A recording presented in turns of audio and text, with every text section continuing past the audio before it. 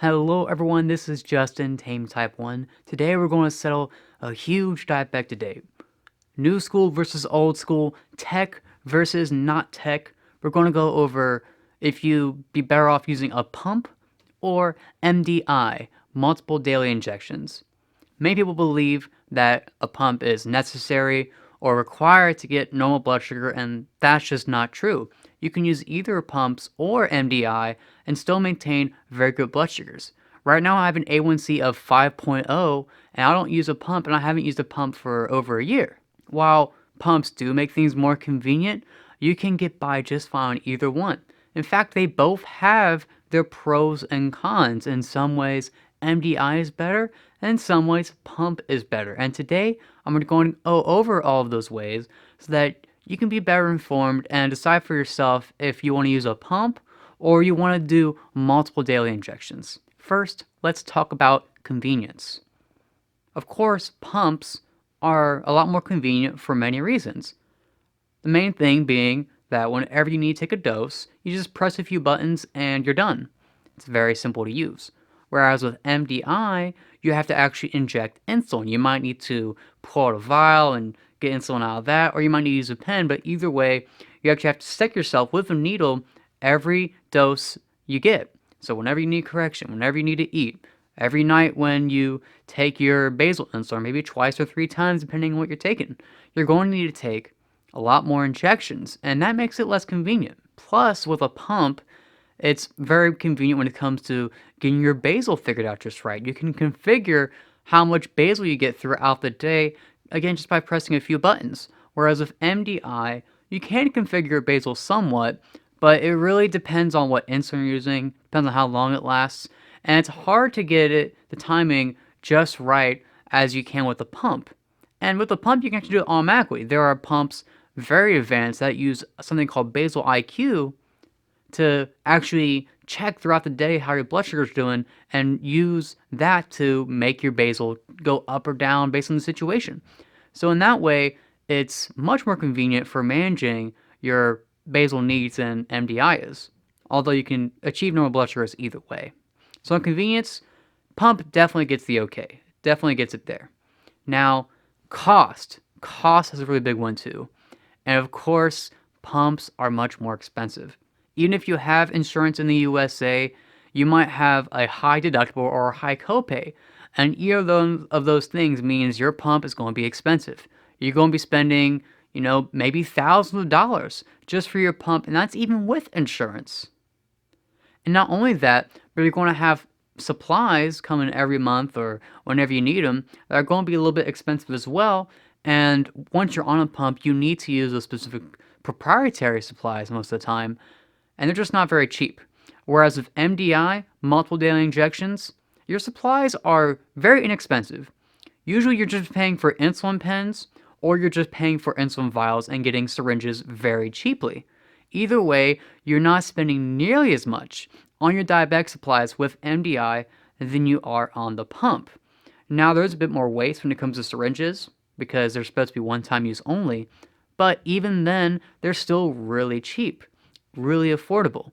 So when it comes to cost, MDI definitely wins out. They're definitely much cheaper, much more affordable, and you can even use MDI without insurance affordably. And I have a whole series called Affording Diabetes that goes over that. With pumps, you need insurance, and even then it's going to be expensive.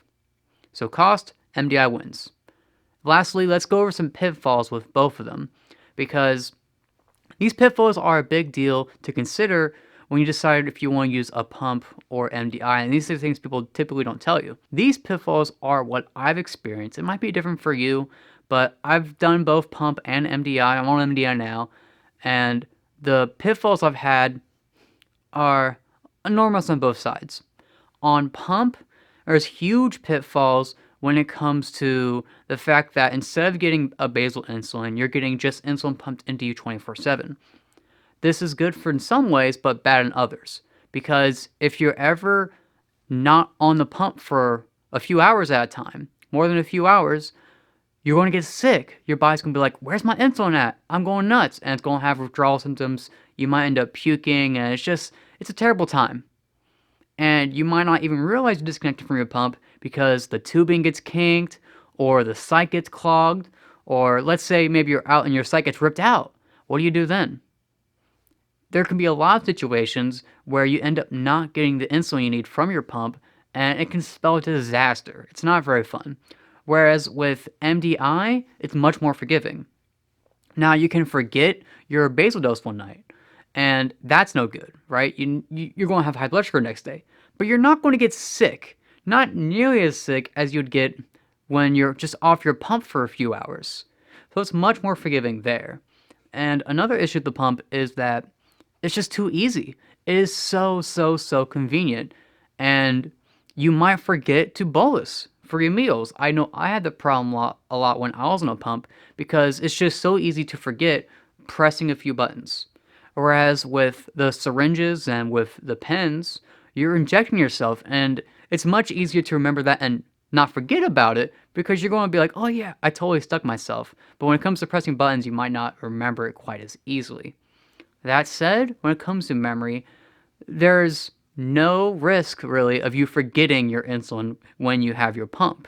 You might forget to fill it up, but your pump's connected to you all the time. You're going to notice if it's gone. Whereas with syringes and with pens, they're not connected to you.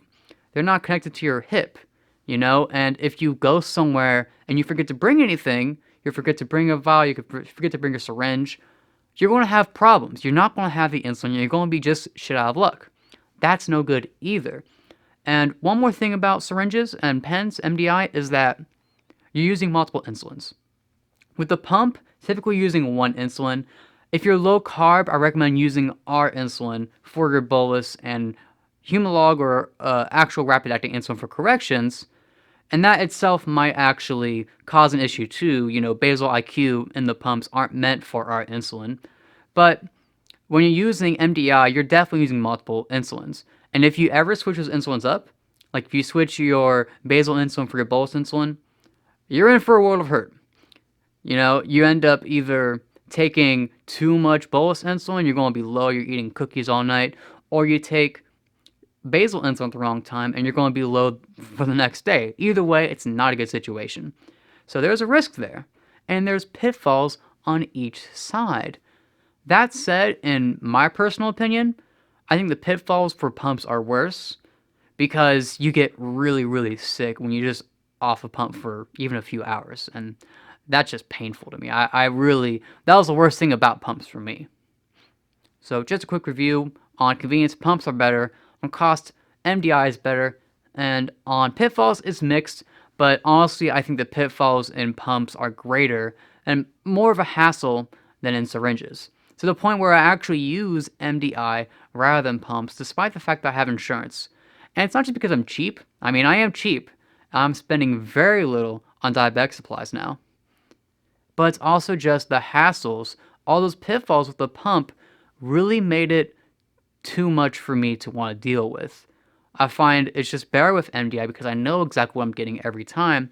Whereas with the pump, you can be sure, but you're not really sure. You know what I mean? So that's my view when it comes to pumps and MDI. Again, you can master diabetes either way. You can tame type 1 with the pump or with MDI as long as you know how to do it.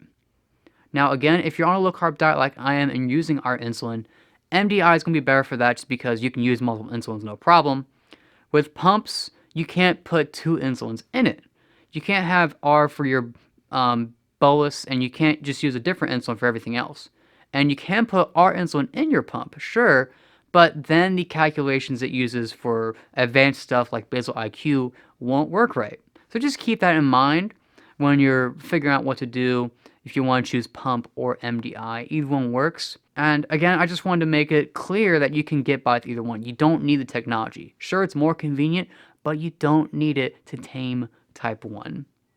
Stick around, keep watching more, and if you like this video, be sure to like it, share it around, subscribe to the channel, like the page, and keep following for more content on taming type 1 diabetes.